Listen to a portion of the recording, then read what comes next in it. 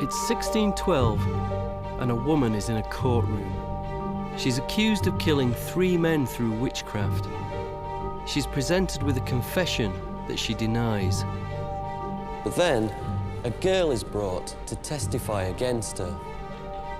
The girl bursts into tears as the woman screams at her desperately. And the woman is removed back to the dungeons. Once the girl has her audience, she jumps up onto a table and calmly denounces the woman as a witch. She's the woman's own daughter, and she's 9 years old. Janet Devis was a key witness in a trial that would lead to the execution of 10 people, including all members of her own family. But 20 years later, Janet herself would come to be standing in the dock, charged with the same offence. Janet, a 9-year-old beggar, was part of a bigger story of justices, clerics and physicians, even the king himself. Someone who would normally have been lost to history has lived on because of her chilling role in one of the most disturbing witch trials on record. This is a story about fear, politics and religion, science and magic. But to me, as a poet, it's also about words and stories and just how powerful they can be. The 2 trials that shaped the life of this little girl are emblematic of a much bigger story, the transition between a pre-modern world and our supposed age of reason. And yet our fear of evil has never really gone away. Neither, some say, has evil itself.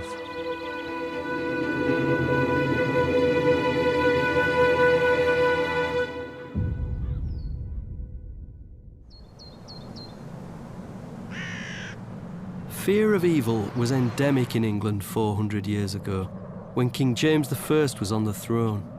James was living in fear of Catholic rebellion in the aftermath of the Gunpowder Plot. Recently arrived from Scotland, he was on the throne in a strange land, and some parts of his new kingdom were particularly troubling. Lancashire was a long way from London in many ways. Described by somebody at the time as a dark corner of the land, it had a reputation for disobedience, full of troublemakers and subversives. And this area, not far from where I live, dominated by the strange, brooding presence of Pendle Hill, was almost beyond the back of beyond. Today, it's established an odd niche by trading on its dark past.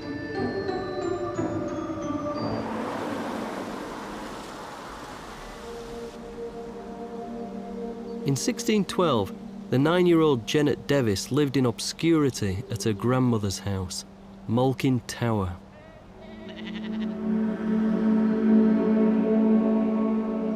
Malkin Tower. It sounds grand, but it really wasn't. Malkin was actually a 17th century word meaning slattern or slut, and it was still being used in these parts in the 20th century. The house was also, and even less grandly, referred to as Mocking Tower. And according to some people, and not to put too fine a point on it, mocking is a local word for shit. Nobody knows for sure where the house would have stood, but recent research suggests it may have been on this site. Janet and her family survived mainly by begging and by doing odd jobs for neighbours. But the family did have one other source of income and, I suppose, a kind of power.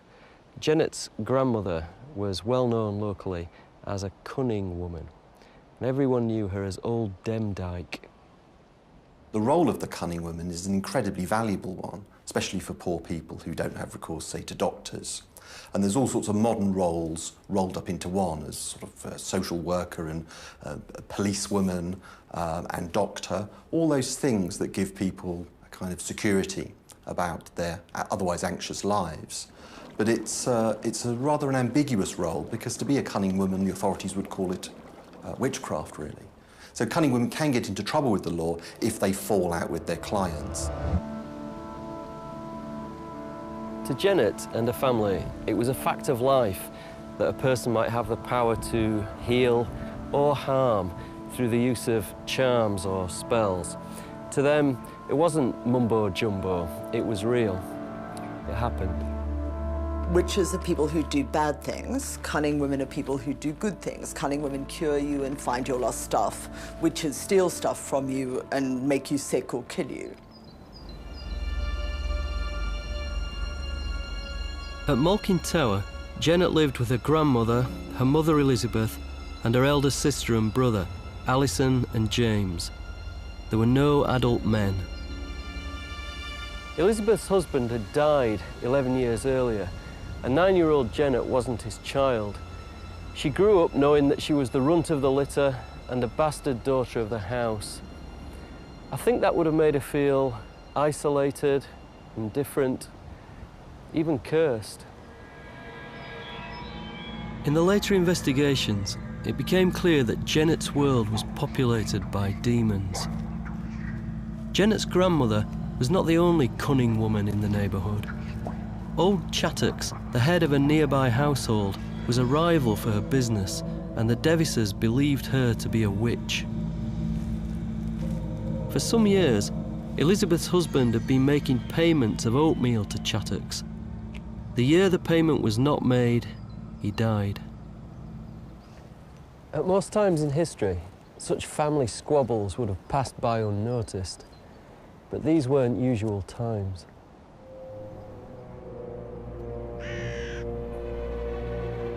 England around 1600 is a country in the grip of conversion experience. Officially, it had turned Protestant about 40 years before, but it had taken 2 generations for that really to sink in. So around about 1600, a lot of the English are in the grip of enthusiastic Protestantism for the first time. And now that England was Protestant, Catholics were increasingly feared as seditious and evil. The idea that there are people out in Lancashire who are adhering to old religious ways can be transferred quite easily to the idea that these people are actually dangerous dissenters who need to be suppressed.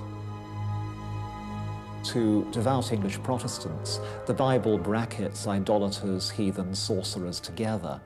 And so Catholicism, which is itself to Protestants a demonic religion, can come to look very closely related to witchcraft. These were nervy, apprehensive times at court and throughout the country. And in that climate of fear, it didn't take much to arouse suspicion. On March 18th, 1612, Janet's teenage sister, Alison Devis, was out and about, walking down a lane. Along the way, she met a peddler, and being a beggar, she asked the peddler for some pins, but he wouldn't open his pack, and he walked on. For Alison, this would have been an everyday experience. Probably several times a week, people would brush past her or ignore her, and she probably responded to their rudeness by cursing them. On March 18th, she cursed the peddler, and the curse seemed to work, because he fell to the floor and, unable to speak or move, he was eventually carried to a local inn. And Alison was terrified because she knew she'd bewitched him. She rushed to his bedside and begged for his forgiveness.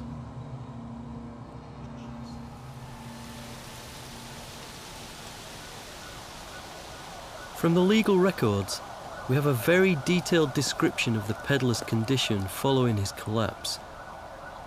His head is drawn awry, his eyes and face deformed, his speech not well to be understood, his arms lame, especially the left side.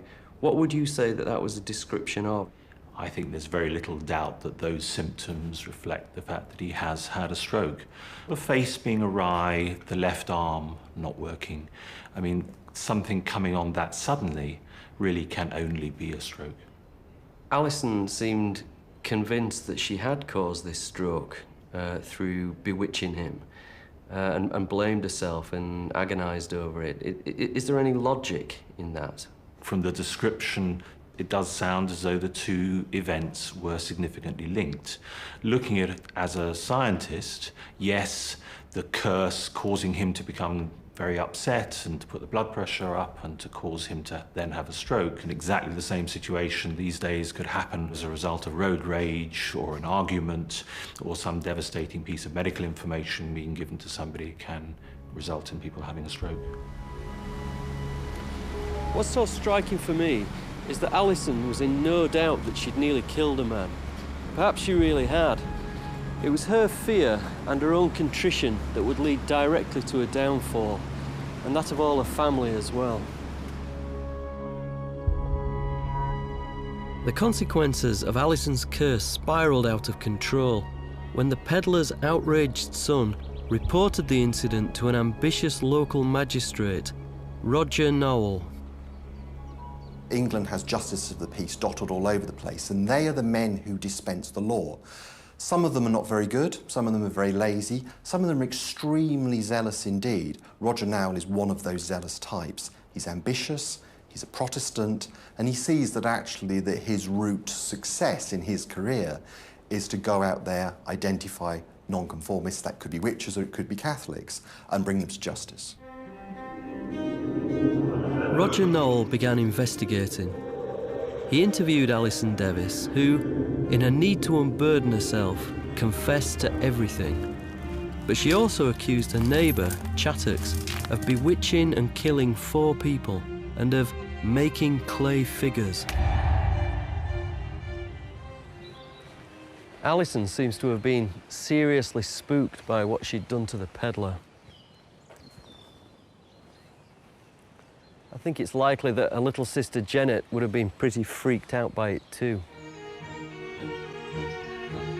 Alison's statement escalated the investigation. Chattox and her daughter were very ready to point the finger back at the Davis family and accused Granny Demdike of witchcraft too.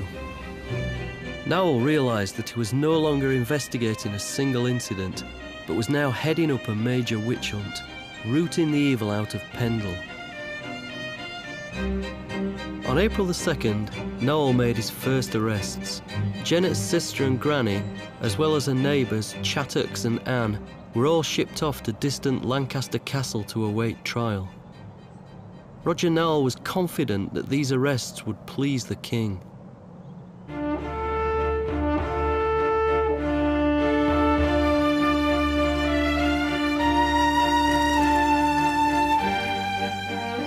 Just a year before the arrests in Pendle, the King James Bible was published and laid out in stark words, "Thou shalt not suffer a witch to live." I've come here to Oxford in search of a book, not the King James Bible, but a book James wrote himself. James I has a reputation as an avid witch hunter and participates personally in trials up in North Berwick. And he believes that witches are trying to kill him. In fact, that the witches tried to sink the boat that he was bringing his wife, Anne of Denmark, back on their honeymoon. He writes a slim, exciting book called Demonology, which is unique among heads of state in being a sole-authored work upon the nature of hell and what to do about it. And it's pretty popular. It's readable, it's concise, it's learned. It's actually a rather clever piece of work, and it's a mandate to the British to hunt witches.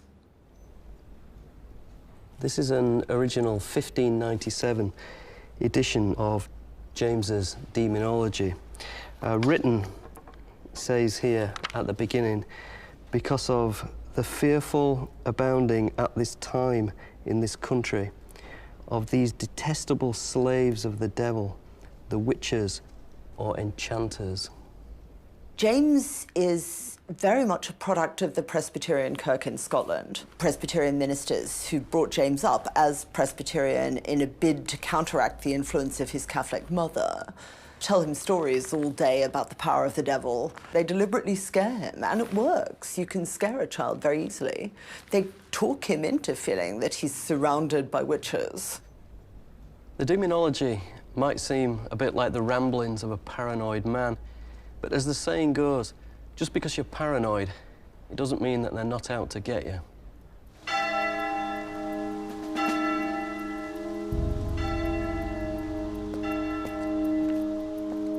The religious tensions in England had reached boiling point just 7 years earlier, when the king and his entire parliament had very nearly been blown up by Guy Fawkes and his team of Catholic terrorists in the failed Gunpowder Plot. And although Fawkes had been captured, some of the conspirators were still at large. It's perfectly reasonable if you're an early modern monarch to be paranoid about people trying to kill you. And James is one of those monarchs, there's no shortage of potential conspiracies out there. He's got a dad who's been strangled after an attempt to blow him up, a mother whose head has been hacked off in an English prison, and there have been at least 2 attempts to kidnap him, maybe 1 to murder him. No wonder he's scared. And shortly after he arrives in England, some of his Catholic subjects try to blow him to smithereens, along with the rest of Parliament. He's a king who is exceptionally nervous of conspiracy. The plotters who were caught were trying to flee to safety, and the place where they expected to find it was Lancashire. In March 1612, local JPs had received an order from London that they were to compile a report of all those who refused to take communion in church in an effort to root out the Lancashire Catholics. It was a crude but hopefully effective loyalty test. All those that do not come to the church and there communicate must be presented and further proceeded against. Fail not herein at your peril.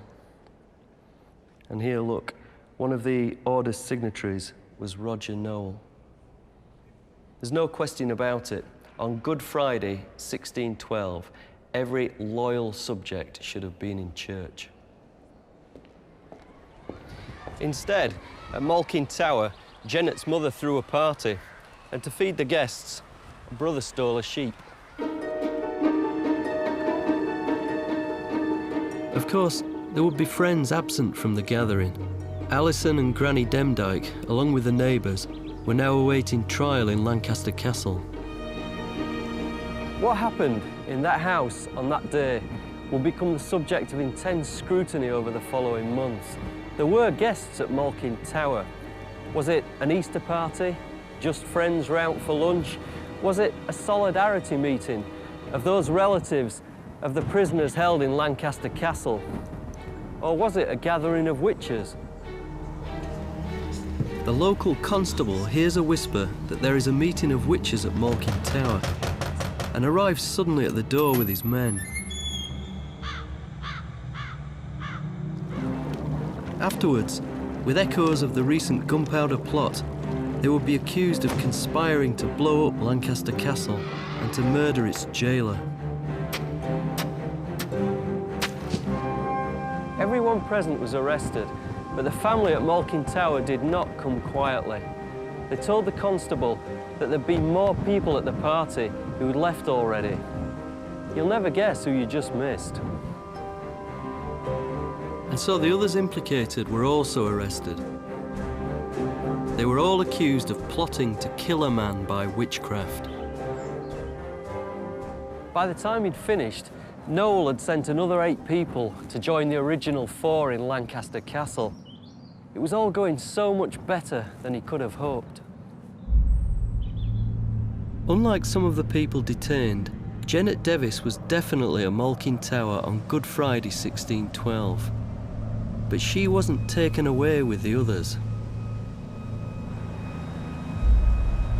The people rounded up at the party were from the lowest possible walks of life. But the others arrested were different. Alice Nutter was from a respectable land-owning family and was arrested along with her sister-in-law, her nephew and a friend.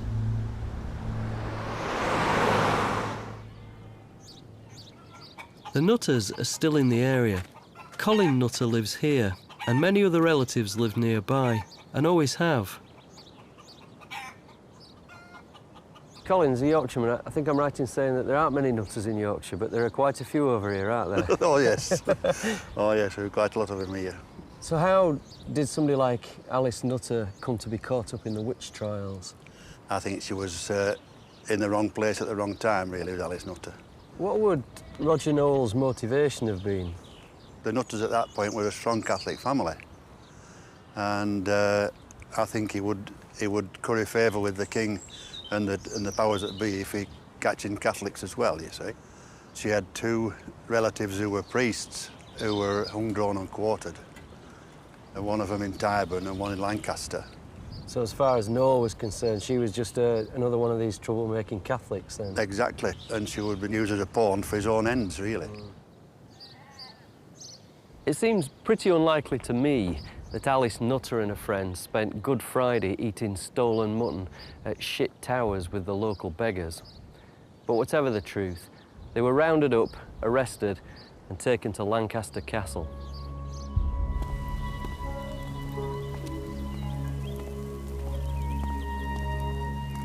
Lancaster Castle has remained a working prison right up until spring of 2011. This is still known as the Witch's Tower. The castle is huge, but the cell that they were held in wasn't. Inside it were all of Janet's family. A gran, a mother, a brother, a sister, plus all the neighbours, Chattocks, Anne, Isabel Roby, Margaret Pearson, Alice Nutter, John and Jane Bulcock, and Catherine Hewitt, plus 8 other prisoners in a space 20 feet by 12 feet, 20 people in all. As for Janet, we don't know where she spent the 4 months that her family were imprisoned. It's possible that she lived under the protection of Roger Noel, as she was about to become crucial to the case he was building.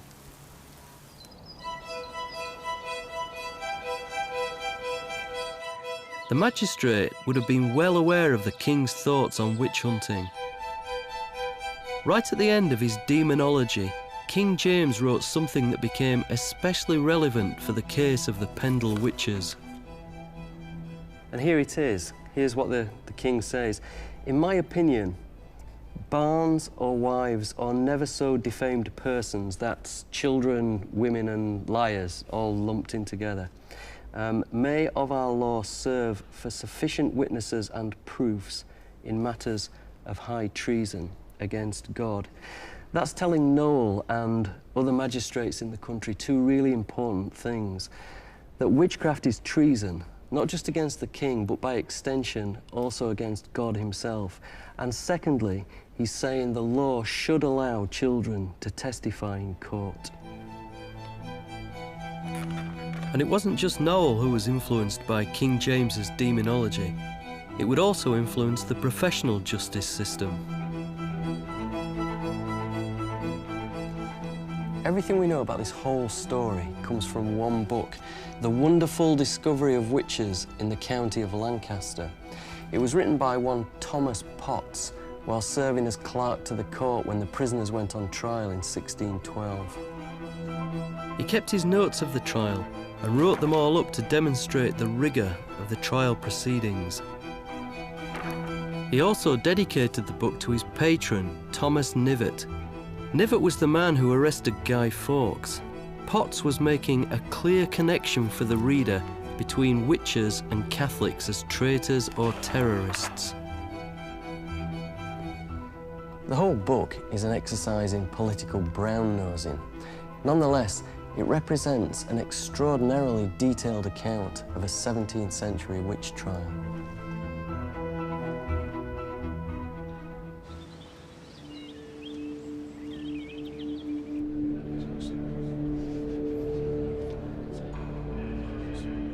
In the courtroom of Lancaster Castle, on the 18th of August 1612, the trial of the Pendle witches began. The room is still a working court. In 1612, it wouldn't have looked much like this. Nonetheless, there was a judge, in fact 2 judges in this case, a jury, witnesses and the defendants. And all the while, Thomas Potts was scribbling the verbatim notes which would become his best-selling book.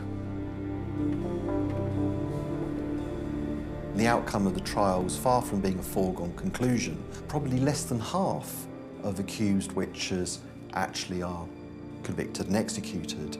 And the set of records which we have, which are very reliable for this, suggests that it's probably more like a 75% acquittal rate.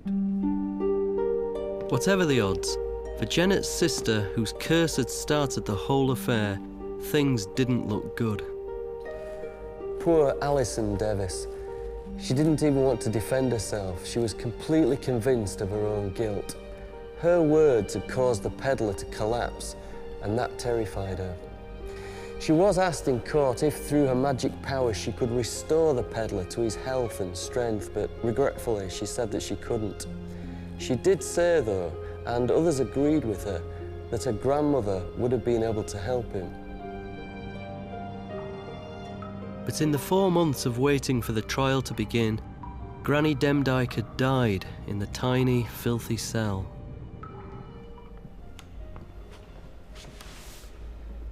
Thomas Potts had some sympathy for Alison. He liked his witches desperate and contrite. Her mother was neither, and Potts was vile about her. He wrote that this odious witch was branded with a preposterous mark in nature, which was her left eye standing lower than the other, the one looking down, the other looking up. So strangely deformed as the best that were present did affirm that they had not often seen the like. 400 years ago, it wasn't common for a witness to be brought to testify in the courtroom itself. But on the 18th of August, 1612, a star witness was being prepared to take the stand. Elizabeth Davis was furious and protested her innocence. But then a 9-year-old daughter, Janet, was brought to testify against her. Elizabeth was distraught. She yelled at her desperately. Janet burst into tears. She was only a little girl after all, before turning to the judge and asking that her mother be taken away before she would speak. Once Elizabeth had been silenced and Janet had her audience, she jumped up onto a table and calmly denounced her own mother as a witch.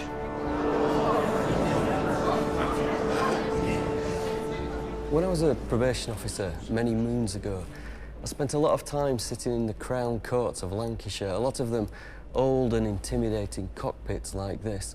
And some of the cases involved evidence from children, and of course, the legal system these days is very sensitive in its handling of young people.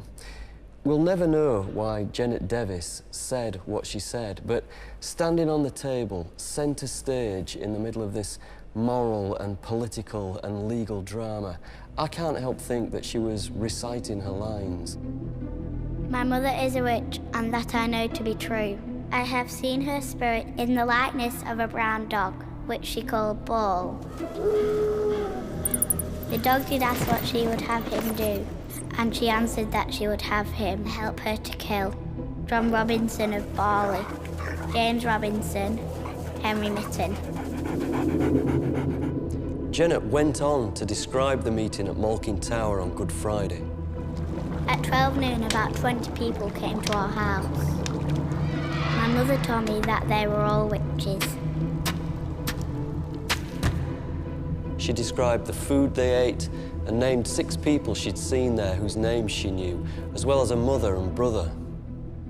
There's a kind of a paradox surrounding the evidence of children in the courtroom. On the one hand, they're seen as unreliable because they're so young, but on the other hand, they're seen as pure witnesses of the truth. And so that in somebody like Janet Davis, there's something horrific about exploiting a child who is so young, and I think people may have felt that at the time too. But at the same time, she could well be the means to cracking open this secret ring of witchcraft. It wasn't just Janet who testified against Elizabeth. Her son James denounced her too. He said that 3 skulls had been robbed from graves at the new church in Pendle, and 4 of the teeth then kept at Malkin Tower. 4 teeth were then presented in court, which had been found at Malkin Tower by the constable, alongside a clay figure, all buried together in the ground. But giving evidence against his mother wouldn't help him, because Janet turned on her own brother too. Janet said that James had been a witch for 3 years. She had seen his spirit kill 3 people. She then went on to recite charms she said she'd heard her brother use. Upon Good Friday I will fast while I may, a cross of blue and another of red, as good Lord was to the rude. Gabriel laid him down to sleep upon the ground. What we've got here is a series of half-understood, maybe quarter-understood recollections of prayers, practices, rites of popular Catholicism, and a bit of a play text. That I can neither sleep nor wake. Rise up, Gabriel, all and go swirled with me. together into something that would sound impressive to a listener as a healing charm. Sweet Jesus, our Lord, amen. Potts was impressed by Janet's testimony. In fact, he seemed to relish her calm, clear and chilling account. Although she were but very young, yet it was wonderful to the court with what modesty, government and understanding she delivered this evidence against the prisoner at the bar, being her own natural brother. An adult would know that what they were saying was likely to lead to Mum and Grandma being hanged. And I don't think Janet did really know in the way an adult would know. I think she only knew it intellectually and not emotionally. And that's why I think her mother screams at her in the way she does. I think her mother is desperately trying, at least to make her realize what she's done. She's clearly a rather odd child. She's extremely articulate. She clearly doesn't like her family. She's a bit different from the others. We don't know who her father was. She's the only illegitimate child. And clearly either she's really terrified of the magistrates and determined to save herself at all costs, or more probably, it gives her a chance for all sorts of concealed resentments and animosities against her family to explode lethally. I think we need to imagine that she believes in the reality of witchcraft and that these people really are witches and that she seeks to distance herself from them. Of course, she's also being put under a great deal of pressure. It may be direct pressure, it may just be the atmospheric pressure of the courtroom, the tension of all these men around her, or telling her that in fact the witchcraft has taken place and that she's the linchpin in punishing it. It wasn't just her own family Janet was prepared to denounce as witches. Alice Nutter and her friends were more well-to-do, and the judge was more demanding of evidence against them. He arranged identity parades, mixing them in with other prisoners from the castle. One by one, Janet picked them out. You were there on Good Friday.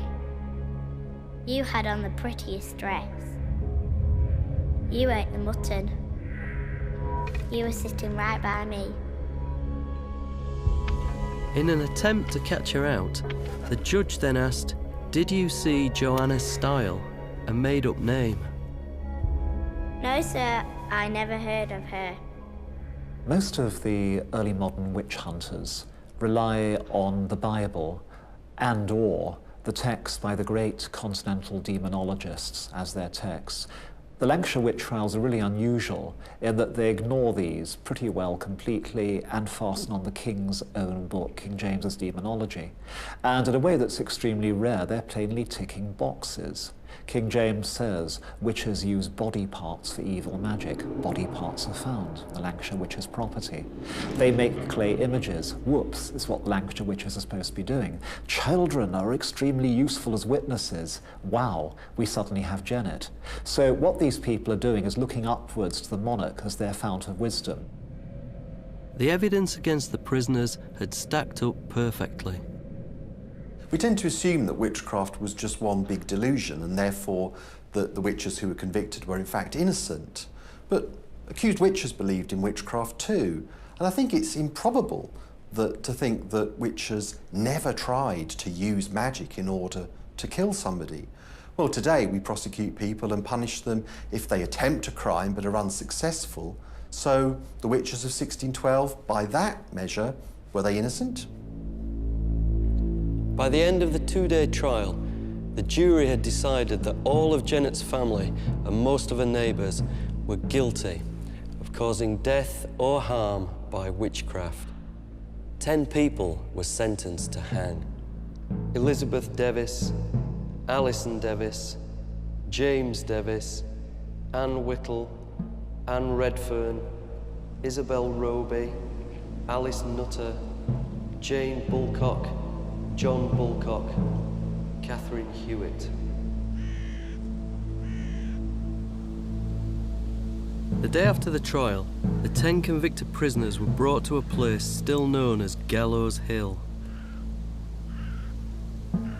This was a piece of state theatre. This was the moment when the majesty of God and the majesty of the law were very much focused on this one event, and everybody could see the power of it.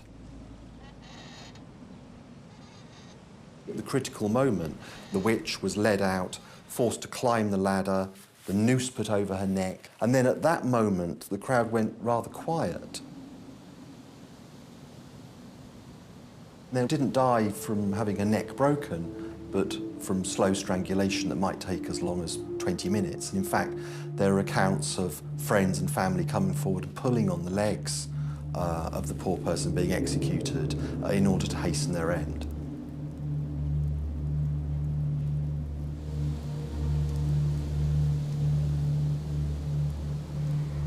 Condemned prisoners were expected to make one final confession.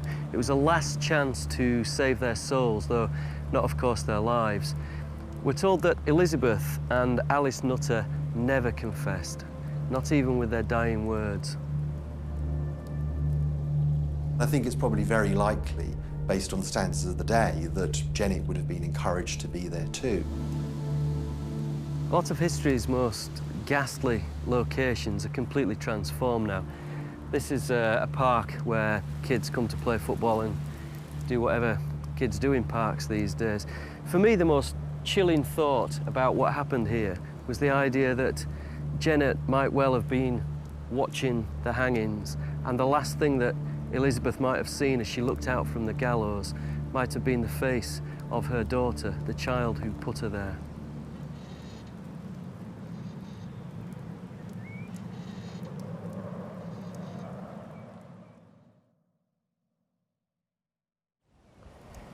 We don't know anything about what happened to the orphaned Janet Devis in the years that followed the execution of her entire family and most of her neighbours.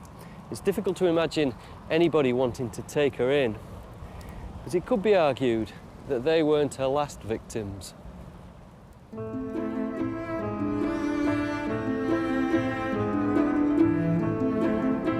Thanks to Potts's published account, Janet's influence would travel far beyond Lancashire. Although there had been earlier cases of children being heard as witnesses in witch trials, the law stated that children under the age of 14 were not credible witnesses as they could not be sworn under oath. But that was set to change. Imagine you're a 17th century JP or magistrate. You're not trained in the law like the judges are, but you need to investigate, question witnesses, and compile a case for the assize. What you need is one handy book that gives you all the basics, something that you can just pull off the shelf whenever you need it. The Country Justice is that book. It's by a man called Dalton and was first published in 1618. This handbook was used by all magistrates both here and in the colonies in America.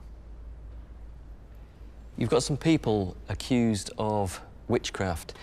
So you look up advice on witnesses, see page 541. And here it is. For children, I find in the book of the discovery of witches at Lancaster Assizes, that's Thomas Potts's book, that the son and daughter, that's Janet and James, of Elizabeth Devis, a witch, here we go, the one about 9 years of age, the other of 14, did, upon their oaths, give open evidence against their mother, then prisoner at the bar. So what Janet did in 1612 ended up giving a precedent to magistrates, not just here, but across the Atlantic. to seek the testimony of children in trials of witchcraft. And before we say that this is outrageous, let's remember that today there are still trials which rely on child testimony due to lack of alternative witnesses. Today, the testimony of children as young as 3 has been used in criminal trials. The law says that they have to understand the questions put to them and to give answers which are understandable. And the most extraordinary thing was that Janet herself would come to fall victim to the very precedent she set.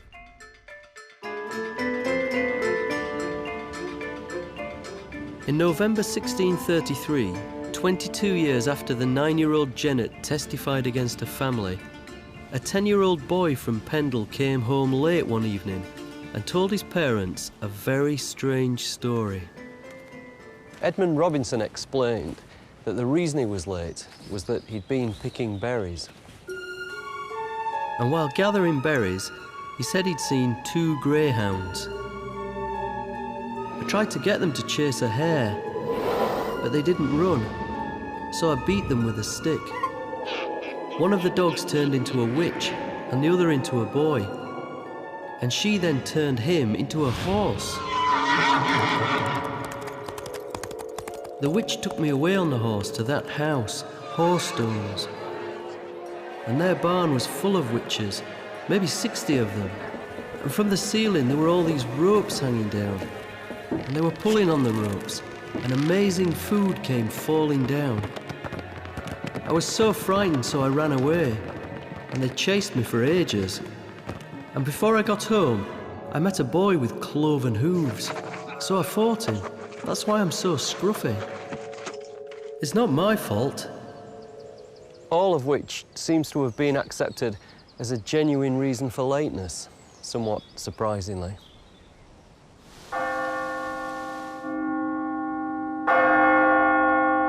After hearing this story, the boy's father took him from village to village to stand in the churches and point out the witches he had seen for 3 months.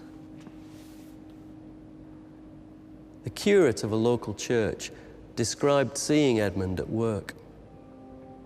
The boy was brought into the church of Kildwick and was set upon a stall to look about him, which moved some little disturbance in the congregation for a while. And after prayers, the people told me that it was the boy that discovered witches.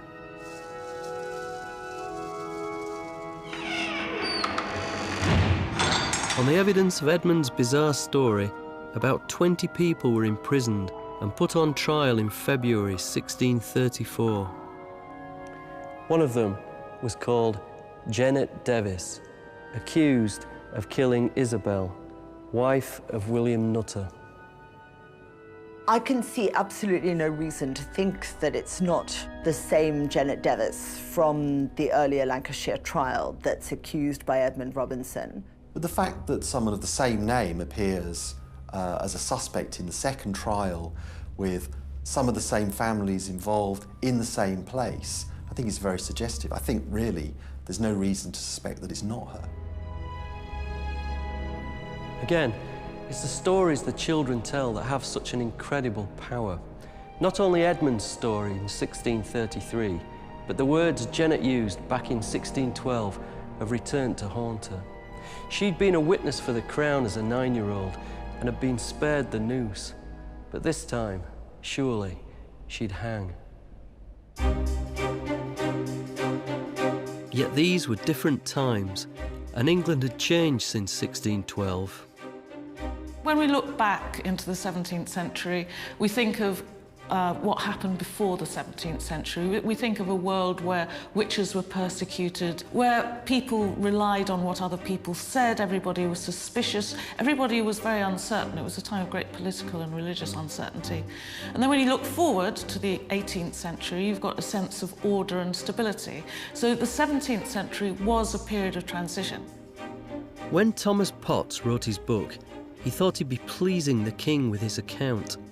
But James's continued interest in witch trials led him to become more sceptical.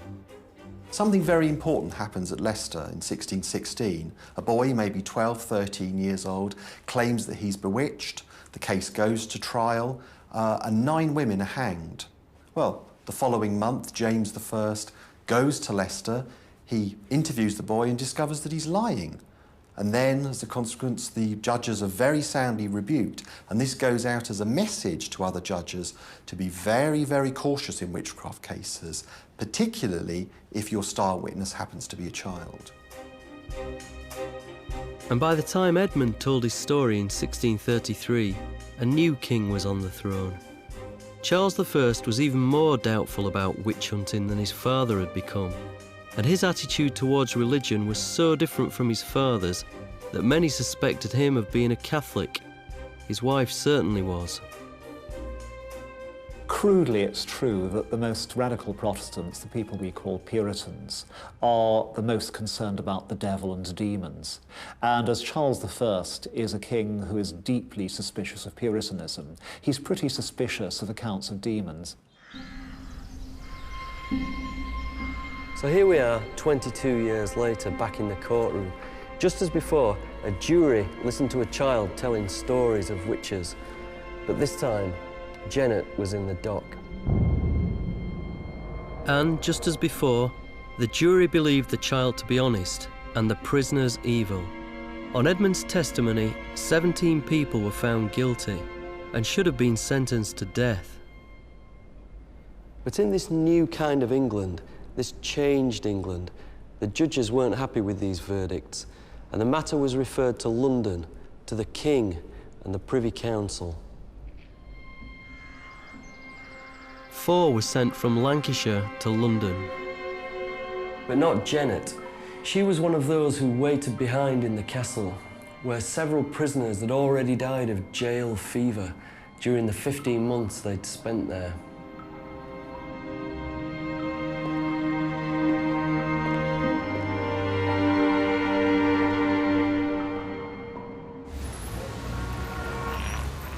London in 1634 would have been another world for the women of Lancashire.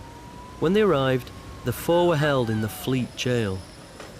While they were there, a pair of playwrights immediately produced a play called The Witches of Lancashire, featuring the story told by little Edmund. They got the play on stage so quickly that while the women were behind bars, on show to the public for a penny or two, the piece was already being performed. Londoners could go to the jail in the morning to gape at a witch or a northerner, and then go and see a play about them in the afternoon. It was the complete entertainment package.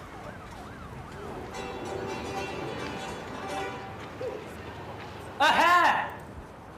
Aha! There! The devil take these curs, will they not stir? I'll see if I can put spirit into you and put you in remembrance what halloo halloo means. Now, bless me heaven, one of the greyhounds turned into a woman, and the other into a boy. You have served me well to swinge me thus.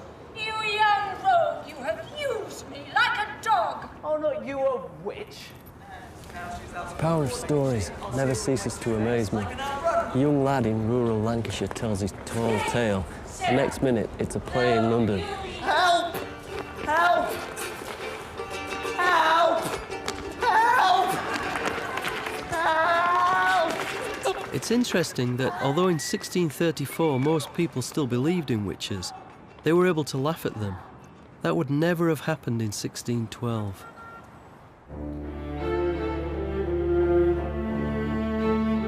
This new way of looking at the world was also apparent in the advances being made by scientists which would, over the century, transform our understanding of nature.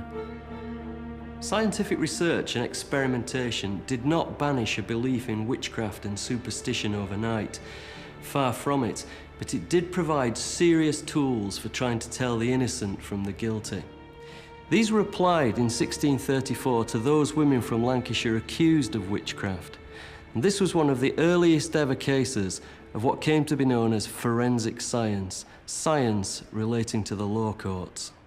The 1612 trial represents an older way of thinking where everything was based on credulity, superstition, everybody willing to believe everything nasty that was said. And by the time you get to 1634, although it's absolutely by no means a scientific era, it seems as though people are behaving in a more rational way, and they're demanding what we would think of as scientific, forensic, objective evidence. What is shifting in the 17th century, slowly and by fits and starts, is a belief that you have to demonstrate something physically, that if you can't demonstrate it in medicine, you cannot use it as evidence. In other words, that there may be an invisible world of spirits around you, but you have to prove physical effect in order to bring them into a law court. King James had written in his Demonology that one good way to identify a witch is to look for witches' marks, a place on the body where you could see a teat that had been used by the devil to suckle. All the accused people from Lancashire were examined for these marks, including Janet. Here it says they found Janet Devis 2 paps or marks in her secrets. I think secrets means probably exactly what you think it means. The other 4 people brought to London also had their marks listed. For example, Margaret Johnson, 1 mark or pap betwixt her seat and her secrets. Now, King Charles wanted his own trusted physician, William Harvey, to re-examine the women. William Harvey is one of the great medical Brits of all time. He is most known for discovering how the blood circulates through the body. He takes his place up there with people like Isaac Newton and Christopher Wren as one of the new forward-looking people of the 17th century who are plugging into a European will to do things better than ever before. Harvey was sent on more than one occasion to examine witches on the king's orders. There was a village witch who had a toad as her familiar, not an unfamiliar situation. And William Harvey caught the toad and dissected the toad, and then showed the dissection to the witch to prove to her that it was just a normal toad, that there was nothing supernatural about it. And the woman flew at him and tried to virtually tear his skin off with her nails. "You killed my toad!" She wasn't in the slightest bit grateful that he'd brought science and rationality to her aid. From her point of view, he'd killed her pet and probably removed the foundation stone of her business. Here in London, Harvey recruited 5 physicians and 10 female midwives to conduct the examination. This time, almost all of the previously suspicious marks were deemed to be nothing unnatural. And this is actually the way in which witch hunting becomes undone. It's not so much people going in straight for the core and saying, we don't believe in witchcraft. It's people saying we need to be much more careful about how we prosecute because standards of evidence need to be raised. And if you raise a standard of proof high enough in witch trials, they come to an end altogether. According to William Harvey and his scientific team, there was no physical evidence against any of the prisoners. Everything now rested solely on the evidence of the child. In 1612, Janet Devis had been unflappable in court, cool and consistent. But in 1634, under examination from the Privy Council and the Secretary of State, 10-year-old Edmund Robinson cracked. He said that the story he'd told was inspired by stories he'd heard about the Devis family. He had heard the neighbours talk of a witch feast that was kept at Mocking Tower in Pendle Forest about 20 years since. And cross-questioning established that Edmund's father had been blackmailing the women, getting his son to accuse any who refused to pay. The Robinson family had some fine new cows. Janet and the other prisoners were acquitted of witchcraft. For me, the story's remarkable because the tale told by Janet in 1612 had such resonance, it took on a life of its own in Pendle and refused to go away. Edmund accused Janet of witchcraft precisely because her story had been so convincing and so compelling. Her own words were almost the death of her.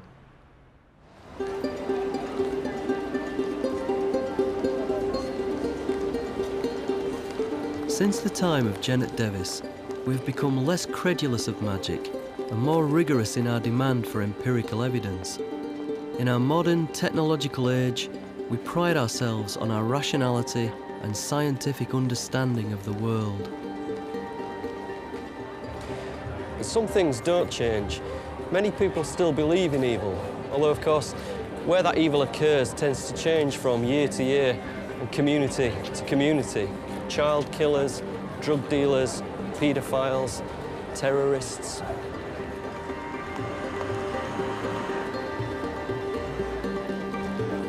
Many still consider such evil to be the work of the devil. Believe it or not, the Church of England continues to perform exorcisms. Now, as then, we have fear, and at times of crisis, fear still leads to miscarriages of justice. When we hear a story like the Lancashire witch trials from the first half of the 17th century, it's easy to feel distance from this strange alien world where people believed things that we don't believe and acted in ways that we might consider to be barbaric. But of course, in the post-9/11 world, in the era of the war on terror, it's still quite easy to build policy on paranoia and therefore to overreact in certain situations and to infringe civil liberties in the name of security. So that in situations where we do feel threatened by the enemy within, the people all around us who might be trying to undermine Western civilization, we can easily find ourselves behaving in ways which are frighteningly similar to the ways in which some of those people behaved in Pendle in 1612 or 1633. So what about Janet Davis, the Lancashire child at the heart of this story? Did she walk away from 2 witch trials unscathed? Perhaps. In the prison records of 1636, Janet and some of the others acquitted of witchcraft were still imprisoned. Lancaster Castle inmates had to pay for their board and stay until the debt was cleared, which for someone like Janet might have been impossible. There are no more records of Janet Davis after 1636, but we do know that her legacy lived on. 3,000 miles from Lancaster, 19 people were hanged in 1692. These witch trials in Salem, Massachusetts, were perhaps the most infamous in history. Most of the evidence was given by children. On the Salem magistrate's table was Dalton's Country Justice, suggesting children were suitable witnesses in trials of witches, and citing Janet Davis, 1612.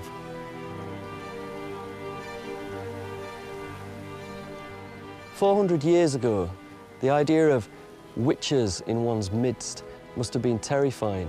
But for us today, I think it's the enigma of Janet Davis herself which we find so disturbing.